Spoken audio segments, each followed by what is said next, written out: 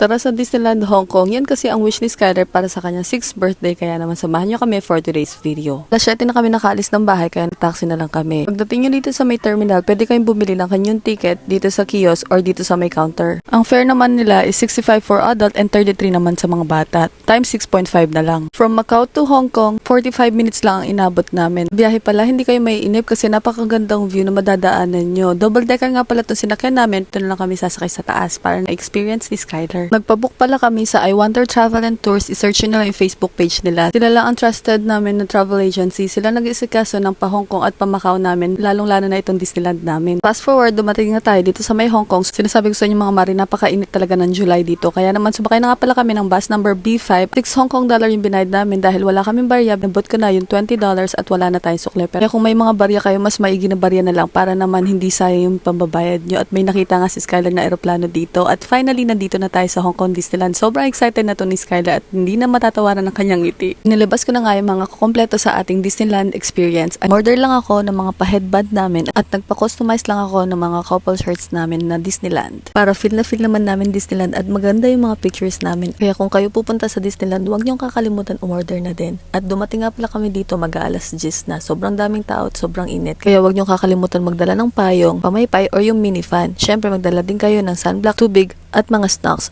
Huwag niyo din kakalimutan mga pampunas at mga extra damit. Legit na napakainit talaga dito. Yan lang yung na-experience namin nung July. Pero malapit na rin ang taglamig kaya naman sobrang nakakatuwa na pumasyal or bumalik dito dahil winter na yan by November. Ang dami ko naman sinatsat. Nakakatuwa mga mari. Alam niyo ba yung stroller ni Skyler nung 1-year-old pa siya at bigla naisipan ni Andrew na itry namin yung stroller niya at magana pa siya. Kaya dinala namin siya dito sa Hong Kong at ang laking tulong niya kasi kahit na gaano kalayo yung lakarin at hindi mapapagod si Skyler. Sobrang tuwa talaga kami kasi may nagamit si Skyler dito sa Hong Kong at nasulit niya yung pag-Hong Kong niya. Pasok nyo dito, makikita nyo na agad ang City Hall at sa harapan nun makikita nyo si Mickey Mouse. Gusto nyo magpa-picture dyan, kayo pipilak. Ang kaso, sobrang haba ng pila kaya naman sabi ni Skyler, wag na lang. Ayan nga pala yung castle. Ay, ang ganda. Nung last time na pumunta kami dito ni Andrew, single pa kami nun. I mean, wala pa nun si Skyler. I-share ko nga din pala yung mga pictures dito. Kung gusto nyo magpa-picture ng solo nyo dyan sa arco na yan, kailangan maaga kayo mga besh. So, comment for part 2. Yun lang, buyers!